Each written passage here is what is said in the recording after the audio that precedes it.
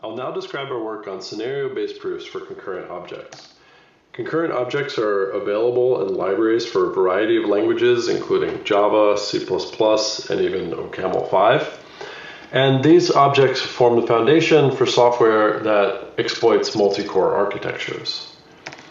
There are numerous classical examples of concurrent objects, such as the Michael-Scott queue, a synchronous version called the SLS queue, traverse stack, an extension of traverse stack that allows for elimination, different types of compare and swap data structures, and the Herlihy-Wang queue.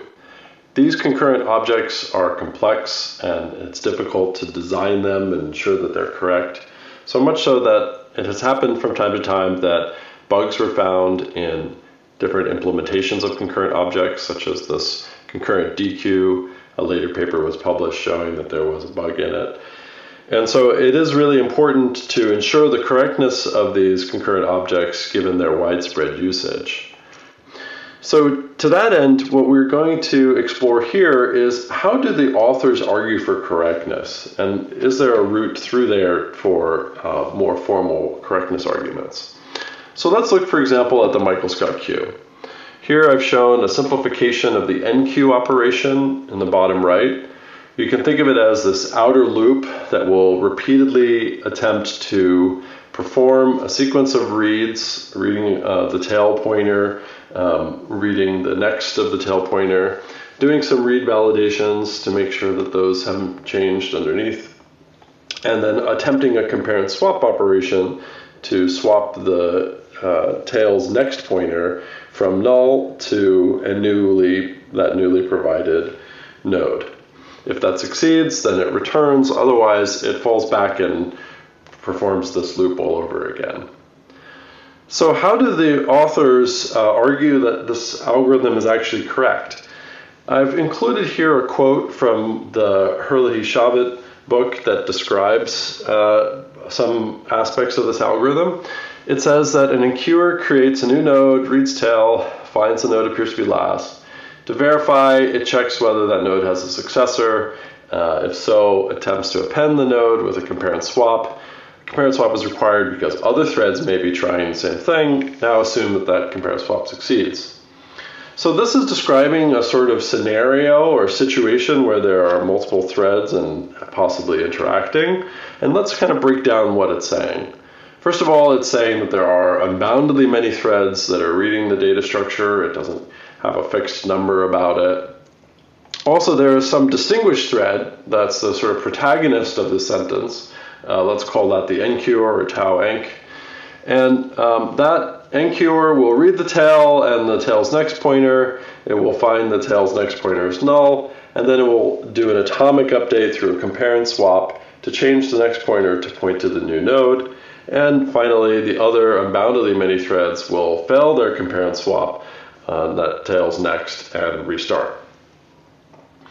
We can kind of describe this behavior with a little context-free kind of expression that we'll in a moment call a quotient expression. And here it shows the line numbers. There are some n threads that will go through lines 2 through 8 doing their series of reads. And then there is the protagonist, the main enqueuer, that will also go through lines 2 through 8, but then attempt and succeed a compare and swap on the next pointer. And after that, all of the other n threads will fail their compare and swap and need to loop back to location 2. Now this describes a possible execution, actually it can be instantiated for different values of n. So if we take, for example, n equals 2, then we have a total of 3 threads. And I've drawn here a kind of illustration of what that execution might look like. So first you can see thread 2 doing its reads, then thread 3 performing its reads. Next you can see the original thread T1, the protagonist, doing its reads and then doing a successful compare and swap, and that will cause the other thread's future compare and swaps to fail. Now this is just one execution, and it is what we'll call the canonical execution for 3 threads. But there are also many other executions that are equivalent to this one. And we can obtain them by reordering some of the actions in the execution, provided that those actions commute. So for example, we could reorder these entire sequences of T2 and T3's reads, or we can interleave them in various ways. We can also swap around the order in which they fail. None of these changes in the ordering have any impact on the overall execution because they're just commutative reorderings. In fact, we can even do some commutative reorderings between thread T3 and thread T1. Also, we can even relabel the threads. We can swap around the names of thread T3 and T2. And all of these different possible executions are really all equivalent to this first canonical interpretation. So we'll have a notion of trace equivalence up to commutativity or relabeling.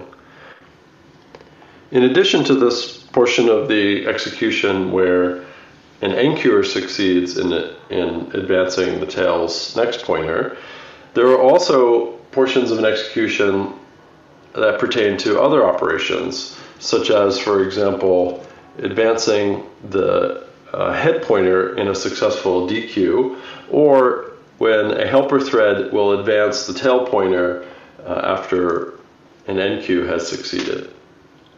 And so these operations could all be potentially interleaved, but we can represent them here as an OR among these three smaller expressions, which we'll individually call layers.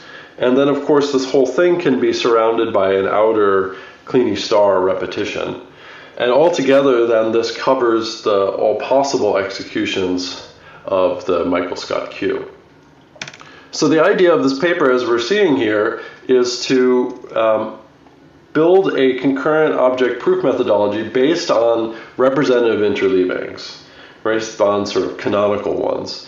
And those representative interleavings are kind of a formal version of the object author's notion of different scenarios. So the technique is basically you take an object and try to find a core set of those representatives, which we'll call a quotient, and describe them through these context-free like expressions like we saw on the previous slides called a quotient expression. Each one of these representative interleavings is equivalent to infinitely many others, and the benefit here is that it's easier to work with the quotient on those smaller set of representative interleavings when working on, say, linearizability. So we can define an object's quotient. First, we need a notion of trace equivalence up to commutativity. We already saw this, that basically you start with a single swap, and then you can come up with a general notion of equivalence that is the least reflexive transitive relation that includes all single swaps. And then we can define semantically the notion of a commutativity quotient, which is a subset of traces of the object, such that first we satisfy a completeness requirement, that anytime I take a possible trace in the semantics of the object, trace tau, that there exists some other tau prime and tau prime prime where I could relabel first to get tau prime and then do some commutative swaps to get tau prime prime, and tau prime prime will be in the quotient. So there's always a way to get from any possible trace to one of those representative traces in the quotient. We also would like a notion of optimality to say that whenever I have two traces in the quotient, they are not simply commutative rewrites of each other. Then to express these quotients, we need some kind of language for doing so, and we've already seen this with the context-free like expressions we saw, where n is symbolic and can be instantiated to any possible natural number. But more generally, we have a context-free grammar for quotient expressions that have these n superscripts, as well as Kleene star iteration, like we saw a moment ago, and other standard connectives.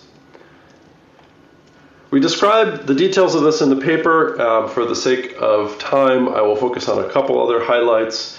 First, these quotient expressions are often better represented as automata.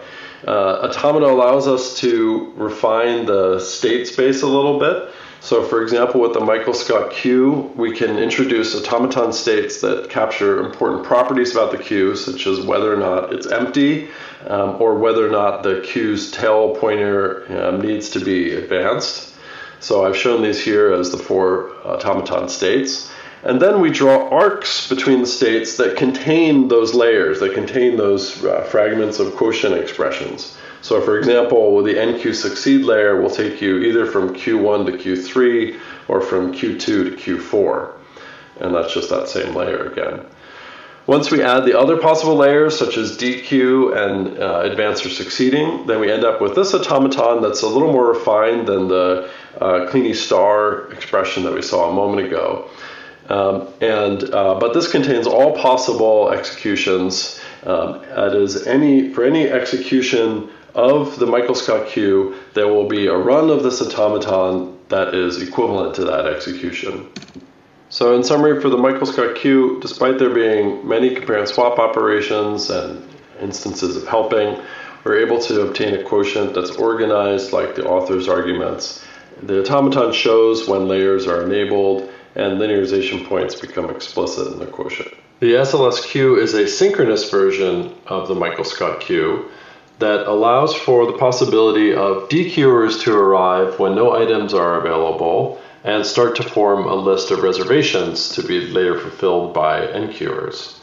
I've shown here the quotient automaton for the SLS queue, and in summary, we again show that even in the context of synchronous operations, proof can be organized like the author's arguments, and the automaton shows enabled layers when linearization points are explicit. We also examine a stack such as traverse stack, which is a compare and swap operation on the top. I've shown the quotient automaton for traverse stack on the right, and an elimination stack extension that uses traverse stack as a basic submodule. When we look at the quotient for the elimination stack, we see that it can use traverse stack quotient as a subcomponent of it. So again, in the context of stacks, we show that you can use support for submodules, also linearization points for 2 operations at one compare and swap operation can be represented in the quotient, which is again organized like the author's and captures many of the concepts that you see in the author's proofs. Finally, we looked at the Hurley-Ewing queue, which is notoriously difficult with linearizability and linearization points that depend on the future. It turns out that the quotient expression can be written as a regular expression as shown here on the bottom of the slide. But even then, in the context of the Hurley-Ewing queue, we can see that we can organize a proof similar to the author's arguments. Interestingly, the linearization points become fixed when you look at the quotient expression. We observe that for some data structures, such as the Michael-Scott queue and traverse stack, they have a certain structure that is amenable to automation. That is, that you can enumerate paths through the implementation that are either local paths that either read to the shared state and store to local variables, as separate from write paths that could perform a mutation to the shared state. For those kinds of data structures, we are able to automatically generate candidate quotient automata, and we do this through a reduction to reachability. So we implemented this in SIL using the ultimate automizer for reachability, and we showed that we can generate candidate quotient automata for a variety of examples, including traverse stack and Michael-Scott queue, typically within a couple hundred seconds. We also manually verified that the generated candidate automata actually are valid quotient expressions. There are numerous related works on linearizability, either through proof logics or through reduction. More details are available about that in our paper. So in conclusion, we showed that working with representative interleavings, or this quotient, is a viable path forward and a promising way to reason about concurrent objects. These quotients can be expressed through simple context-free expressions. They apply to a variety of objects, and some of them they can be automated, and we leave open for future work a more general automation strategy. Thank you very much for listening, and I would be delighted to take questions.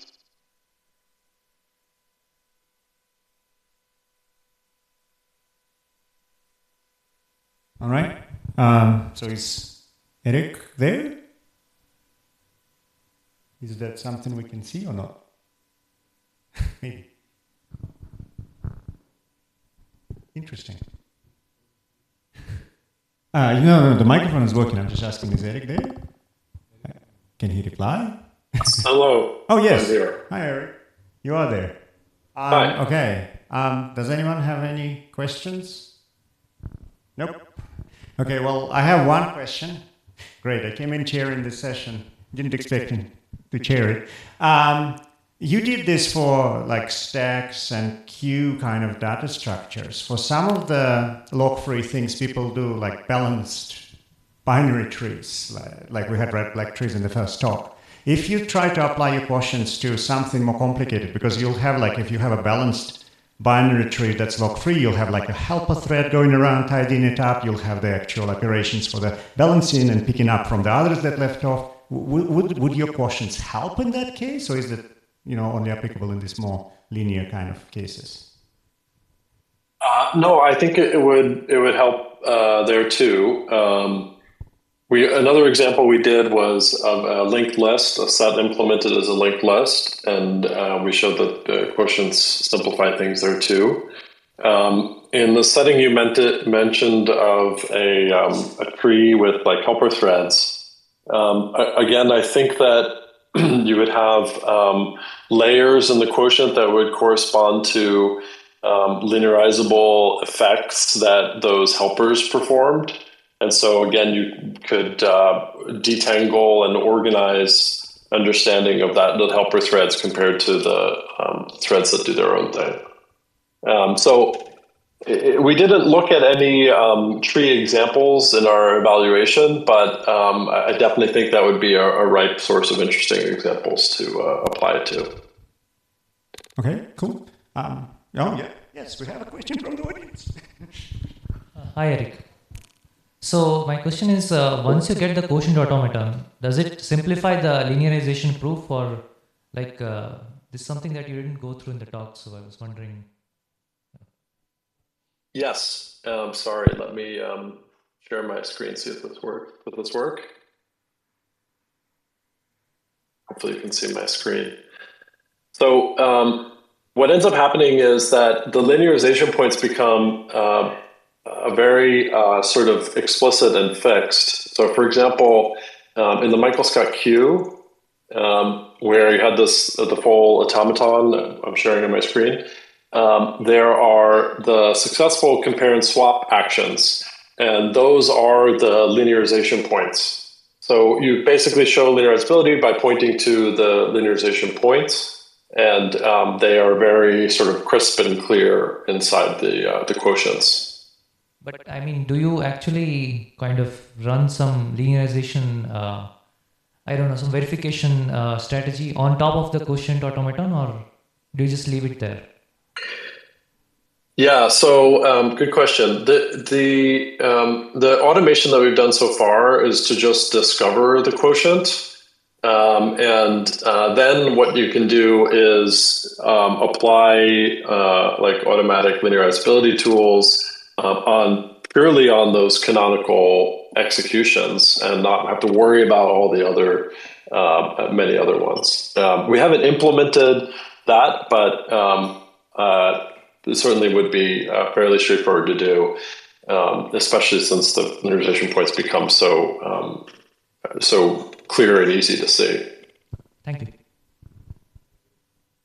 Thanks for the question. All right. Anyone else? No? Okay, well, let's thank Eric and the authors again. Thank you very much. Thank you so much.